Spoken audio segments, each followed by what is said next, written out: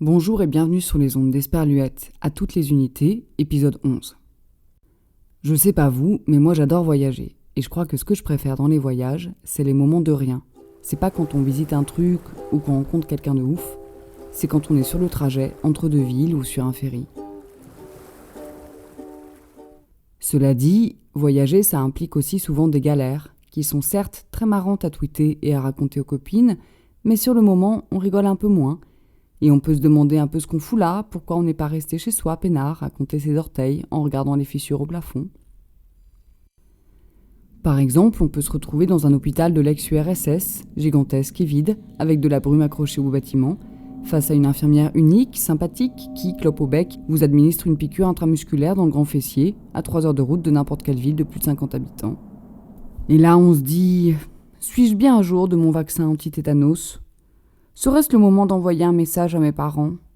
Si je meurs, mes copines vont-elles s'entre-déchirer pour récupérer ma collection de chaussures, puis s'embourber dans un enchaînement crescendo d'événements qui mènerait à une 3e guerre mondiale ? Bref, dans cet épisode, je vous parlerai de films dans lesquels les personnages vont à l'étranger et se retrouvent dans de belles galères. Le premier film s'intitule Crazy, avec des points entre chaque lettre. Vous allez voir, c'est important. Il s'agit d'un film québécois, sorti en 2005, réalisé par Jean-Marc Vallée. Pour moi, il n'était pas spécialement méconnu, mais j'ai fait un sondage méthodologique auprès d'un échantillon représentatif de la population composé de mes copines, et la plupart ne le connaissaient pas. Donc c'est parti pour Crazy. C'est l'histoire de Zachary, qui grandit au milieu de ses 4 frères et de ses parents, dans les années 70, ambiance grosse fleur orange et formica. Zachary est homo, ce qui est mezzo apprécié par ses parents et notamment son père, qui est un personnage attachant et tout, mais quand même sacrément viriliste. Zachary se plonge alors dans la musique, un peu la drogue, et puis au bout d'un moment les voyages, les grands et longs et lointains voyages, pour se comprendre, exister et être un peu libre. La grande qualité du film, c'est de ne pas illustrer un conflit un peu binaire entre un père homophobe qui rejetterait son fils et un fils qui du coup couperait les ponts et vivrait sa vie comme ça. C'est plutôt l'histoire de comment pendant des années, ils vont essayer de se comprendre, de s'accepter, de se pardonner aussi. C'est pas tant un film sur le conflit que sur la réconciliation en fait. La bande originale du film est incroyable, les scènes musicales sont vraiment parfaites et fonctionneraient presque toutes seules. Genre si on les coupait du film et qu'on les faisait tourner comme ça marcherait. Il y a aussi un aspect un peu crypté dans le film, un peu jeu de piste, avec toutes sortes de symboles, de messages ou d'indices qui sont disséminés tout au long du film et qu'on ne comprend que petit à petit et surtout donc à la fin. La fratrie est une part du film hyper efficace et émouvante.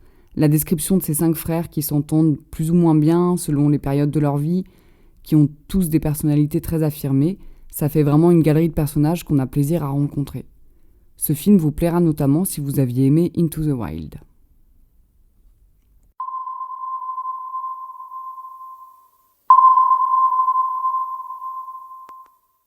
Le second film de cet épisode s'intitule Le voyage de Monsieur Krulik. C'est un film d'animation roumano-polonais réalisé par Anka Damian, sorti en 2012. Tiré d'une histoire vraie, le film raconte l'histoire d'un type, Claudio Krulik, qui est roumain et qui se retrouve en Pologne, embarqué dans un délire juridico-kafkaïen absurde, mais dont il n'arrive absolument pas à s'extraire. Ça fait un peu penser au Terminal, ce film avec Tom Hanks où un type se retrouve apatride dans un aéroport car son pays n'existe plus et reste coincé dans l'aéroport. Un jour, Claudio Krulik est en Pologne et il est arrêté par la police, accusé d'avoir volé un juge. Bon, lui il sait qu'il a rien fait et effectivement il arrive à prouver qu'il était même pas en Pologne le jour du vol, donc voilà quoi, c'est bon, il pense qu'il va sortir. Et puis il sort pas. La police fait pas trop son taf, est-ce que c'est par xénophobie ou je m'en foutisme ou parce qu'un juge est impliqué, un peu les trois, bon, on sait pas trop. Du coup, il contacte son ambassade et il attend qu'on vienne le sortir de là, quoi, ça devrait être simple. Il était même pas dans le pays au moment du vol, on est bon, quoi, c'est simple. Mais son ambassade ne fait rien. Il attend des mois et des mois en prison et rien. Alors, il entame une grève de la faim. J'annonce direct, ça se finit mal. Cela dit, il y a beaucoup d'humour dans le film, ce qui peut paraître étrange vu le thème tragique, mais c'est quand même vrai et assez maîtrisé.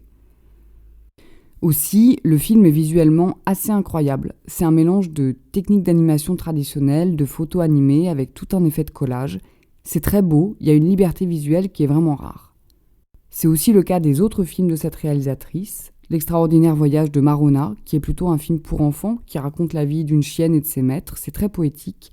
Et La montagne magique, qui raconte l'engagement d'un Polonais en Afghanistan contre les Soviétiques dans les années 80. J'espère que ces films vous plairont. C'était Esperluette à toutes les unités, épisode 11. Gros bisous Roger, à vous.